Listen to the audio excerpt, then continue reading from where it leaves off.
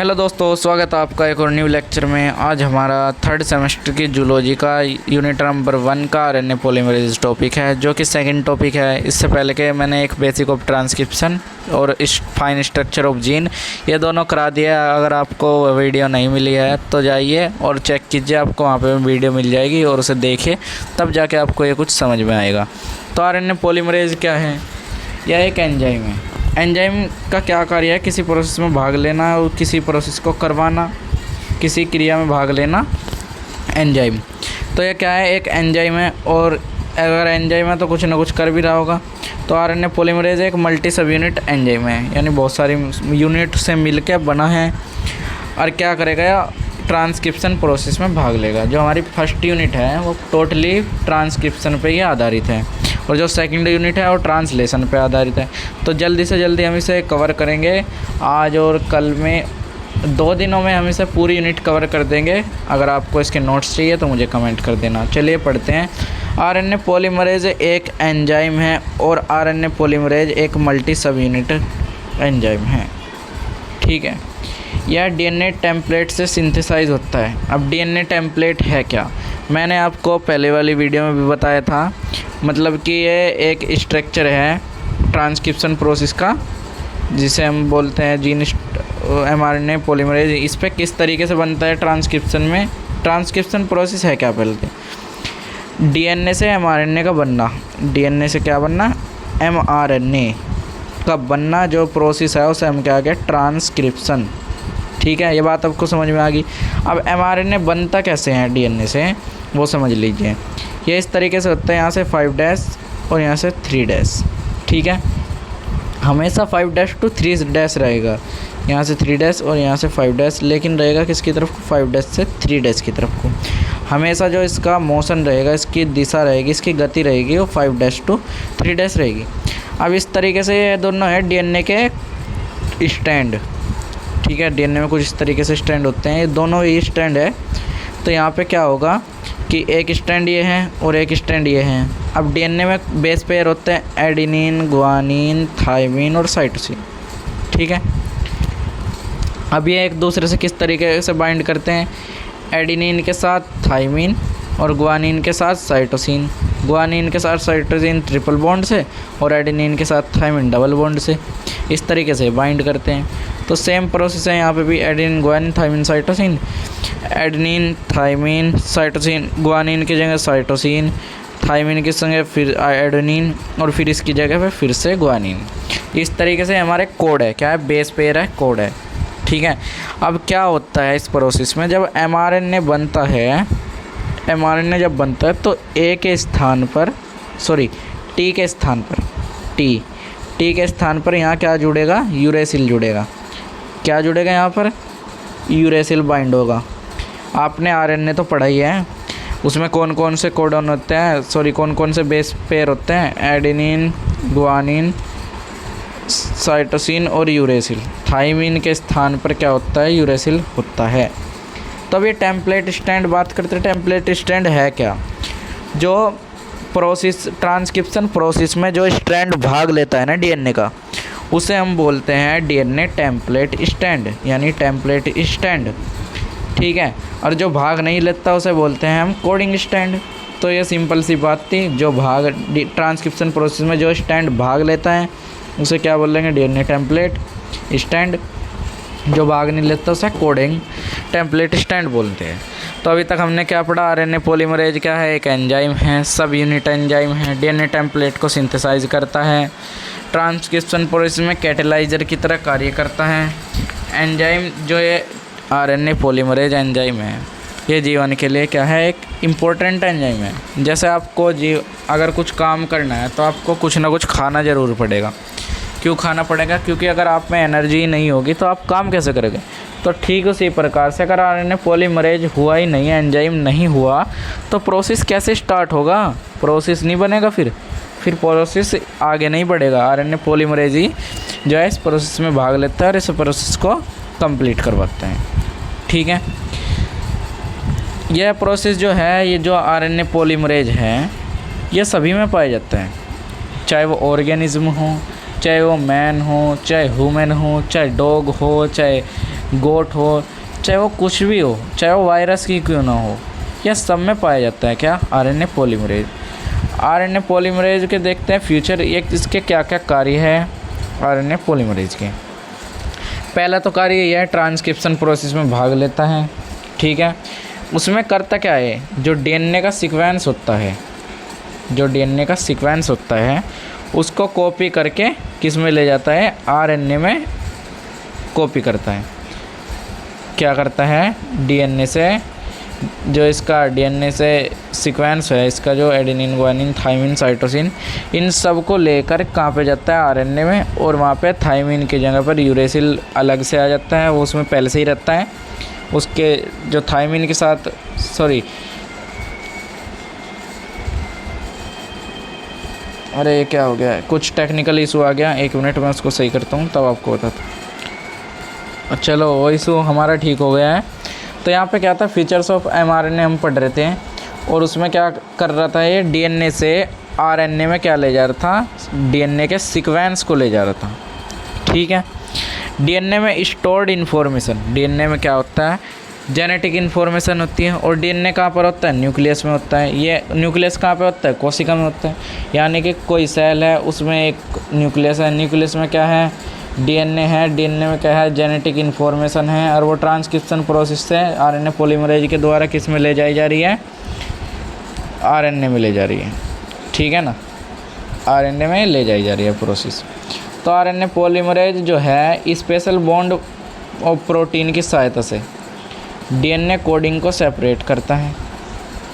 और क्या करता है, आरएनए पॉलीमरेज एक ऐसा एंजाइम है जो डीएनए सीक्वेंस को आरएनए सीक्वेंस में कॉपी करने का कार्य करता है, जो कि हमने ऊपर अभी डिस्कस कर लिया है। यह यूकैरियोटिक, प्रोकैरियोटिक एंड ऑर्गेनिज्म सभी में पाया जाता है, सभी में पाया जाता है। और आरएनए पॉलीमरेज स्ट्रक्चर फॉर्म में डिफरेंट होते हैं, यानी कि डिफरेंट का मतलब है अलग अलग, इतना तो आप समझते ही होंगे। जैसे कि कोई एक कोका कोला की बोतल है, एक माजा की बोतल है, दोनों ही डिफरेंट है, और क्या है, स्ट्रक्चर भी उनके अलग अलग है। स्ट्रक्चर फॉर्म में डिफरेंट होता है, लेकिन ट्रांसक्रिप्शन प्रोसेस में सेम वर्क करता है। देखो भाई, चाहे डिफरेंट स्ट्रक्चर कुछ भी हो, हमारे भारत में उसे पेप्सी ही बोल लेंगे अपने ग्रामीण क्षेत्र में, ठीक है ना। चाहे वो कोका कोला हो, चाहे वो माजा हो, घर वाले तो यही कहेंगे भाई जब पेप्सी लिया, मेहमान आ गए, इन्हें ख्वा पिया दे, ठीक है ना। तो चाहे कुछ भी ले आओ घर को की तरफ से, क्या होगा, पेप्सी।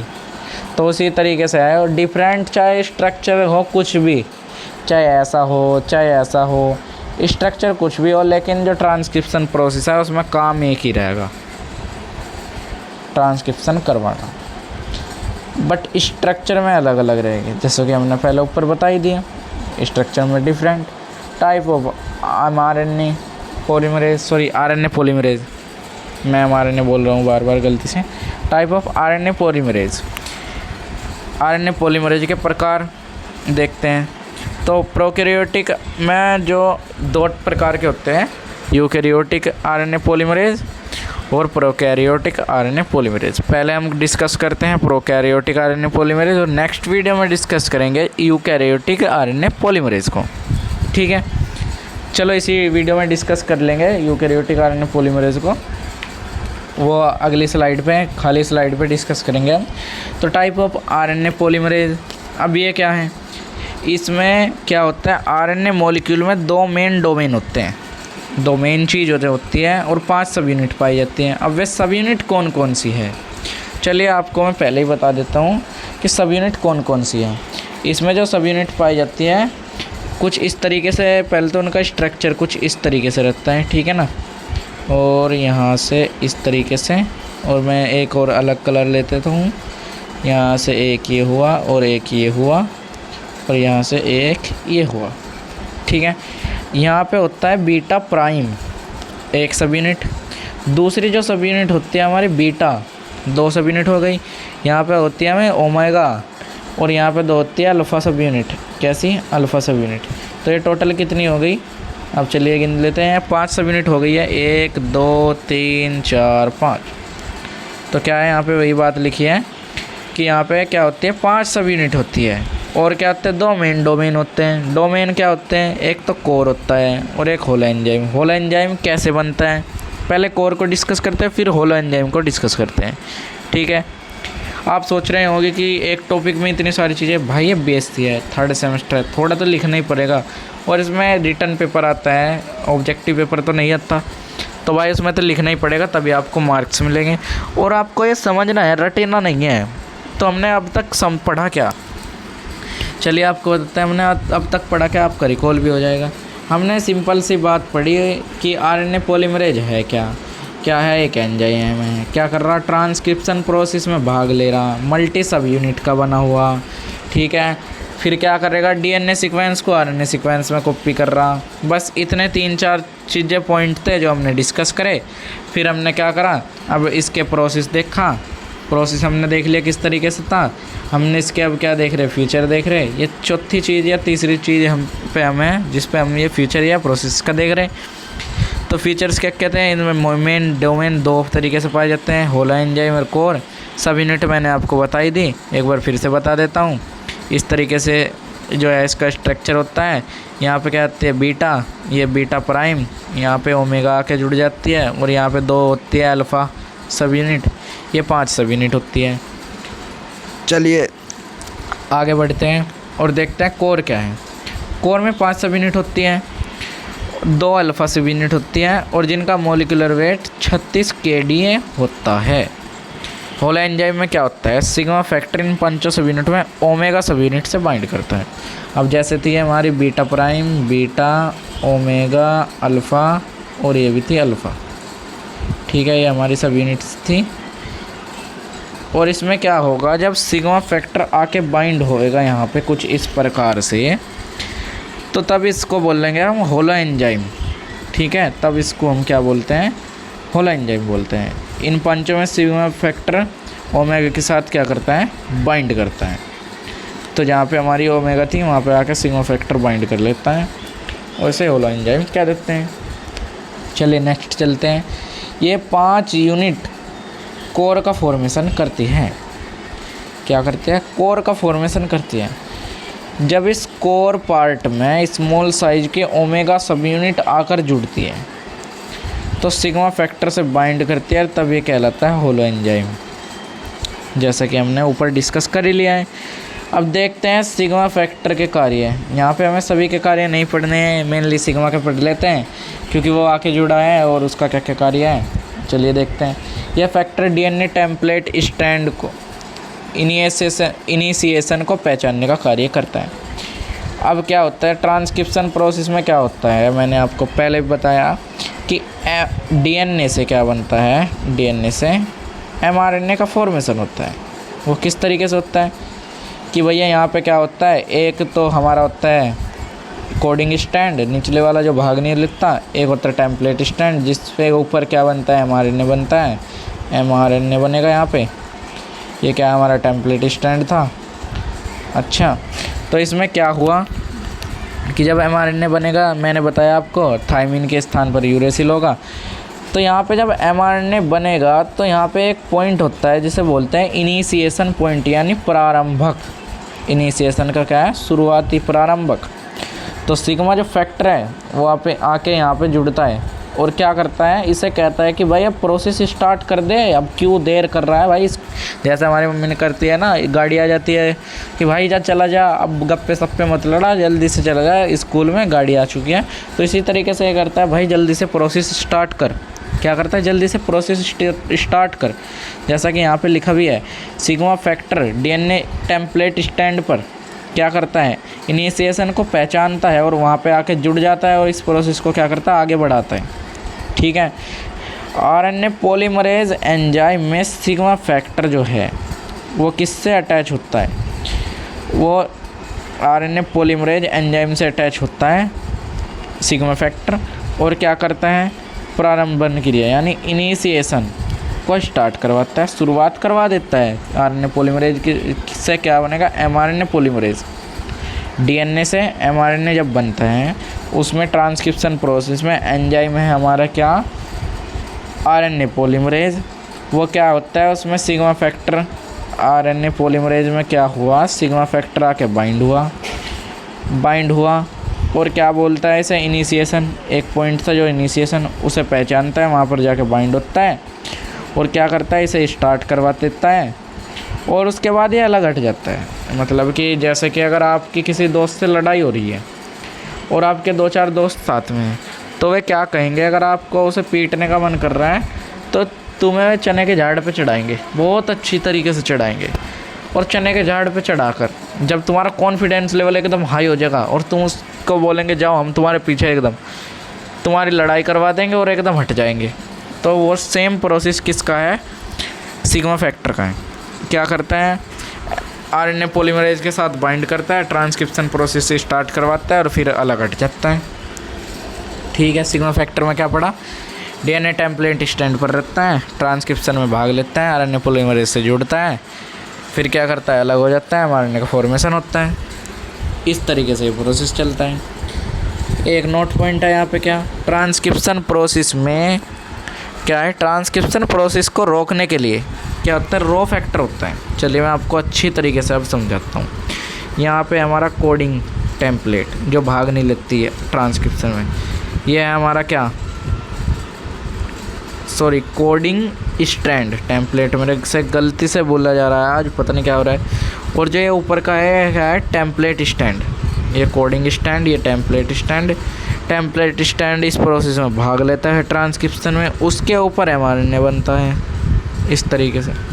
ठीक है, एमआरएनए बनता है। तो यहाँ पे एक पॉइंट होता है इनिशिएशन, यानी प्रारंभन, इनिशिएशन। ठीक है ना, इसमें क्या होता है, सिग्मा फैक्टर बाइंड करता है, जैसा मैंने आपको पीछे बता ही दिया। उससे क्या होता है, ये प्रोसेस शुरुआत करता है, अंदर मार पिटाई शुरुआत करता है और फिर हट जाता है। तो ये मतलब यहाँ पे एक चीज़ होती है, इसको बोलते हैं हम स्ट्रक्चर जीन, जो हम आगे पढ़ेंगे, स्ट्रक्चर जीन। और यहाँ पे होता है क्या, हमारा टर्मिनेशन पॉइंट, टर्मिनेशन पॉइंट। तो जो इनिशिएशन पॉइंट है उसको आपको पता ही लग गया, सिग्मा फैक्टर बाइंड हुआ, प्रोसेस स्टार्ट हुई। यहाँ पे क्या होता है, स्ट्रक्चर में एमआरएनए बन जाता है स्ट्रक्चर जीन में। तो भैया अब टर्मिनेशन पॉइंट का कार्य क्या है, जब यहाँ पे ये बन गया तो टर्मिनेशन में रो फैक्टर जो है वो आके इसमें जुड़ेगा और जो इनका प्रोसेस था उसे बंद करवा देगा कि अब सफिशिएंट मात्रा में एमआरएनए बन गया, भाई अब बंद कर दे, ज़्यादा एमआरएनए की वहाँ ज़रूरत नहीं है। तो जैसे कि वहाँ पे लड़ाई हो रही थी, कोई दोस्त बीच में आएगा या कोई घर से आएगा, छुटा देगा, बस भाई मारे वाले में बहुत लग ली है, अब छोड़ दो इसे। कुछ इस तरीके से वो प्रोसेस था, तब न खुनस काट ली। चलो आगे चलते हैं। तो यहाँ पे यही बताया गया है, रो फैक्टर, यानी कि हमारे घर का आया और हमने उसे छुटा लिया, रो फैक्टर आया और इस प्रोसेस को क्या करवा दिया, बंद करवा दिया। जो टर्मिनेशन पॉइंट था उस पर आया और वहाँ जाकर अपनी दिखा के उसे बंद करवा दिया। फिर क्या था, यूकैरियोटिक में आरएनए पॉलीमरेज कितने प्रकार के होते हैं, हमने पढ़ा। प्रोकैरियोटिक में 2 प्रकार के थे, कोर और होल एंजाइम। यूकैरियोटिक में 3 प्रकार के, कौन कौन से, यूकैरियोटिक में है एक तो RNA polymerase first, RNA polymerase second और आरएनए पॉलीमरेज थर्ड। इनका क्या क्या कार्य है, जब आरएनए पॉलीमरेज फर्स्ट क्या होएगा, सिंथेसाइज होगा, तो उससे क्या बनेगा, आरएनए बनेगा, आरएनए किससे, फर्स्ट से। सेकंड से हमारा क्या बनेगा, एमआरएनए। सेकंड जो हमारा क्या है, आरएनए पॉलीमरेज, जब ये सिंथेसाइज होगा तो क्या बनेगा, एमआरएनए बनेगा। और जो हमारा थर्ड है आरएनए पॉलीमरेज थर्ड, तो उससे क्या बनेगा, उससे बनेगा टीआरएनए। ठीक है, तो यूकैरियोटिक में बेसिकली 3 प्रकार के आरएनए पॉलीमरेज पाए जा, जो सिंथेसाइज हो, क्या फर्स्ट में क्या बनेगा, आरएनए, सेकंड में एमआरएनए और थर्ड में टीआरएनए। ठीक है, आरएनए के कार्य देख लेते हैं, क्या क्या कार्य हैं। जो मैसेंजर मॉलिक्यूल, एमआरएनए के कार्य है, मैसेंजर मॉलिक्यूल पाया जाता है। ठीक है, सेल के न्यूक्लियस में डीएनए के लिए क्या करता है, सेल के न्यूक्लियस में से डीएनए के लिए जेनेटिक इन्फॉर्मेशन को आरएनए पॉलीमरेज कॉपी करता है, किसमें, एमआरएनए में। इतना इसका काम है। तो ये था हमारा ये क्या था हमारा आज का टॉपिक, आरएनए पॉलीमरेज, ये हमने कवर कर लिया है। तो मिलते हैं आपको नेक्स्ट वीडियो में, और 2 या 3 दिन में हम पूरी जो ये हमारी यूनिट है इसको ख़त्म कर लेंगे और जल्द से जल्द आपका सिलेबस कवर करवाएंगे। अगर आपको नोट्स चाहिए तो मैंने पहले ही बोला है, 1000 बार बोल रहा भाई, कमेंट कर दो एक चैनल बना के, तो मैं नोट्स प्रोवाइड करवा दिए जाके। और जाओ मज़े लो। अब मुझे भी सोने का टाइम हो रहा, तब तक के लिए जय हिंद, नमस्कार, बाय बाय, सत श्री अकाल, सलाम वालेकुम, आदाब।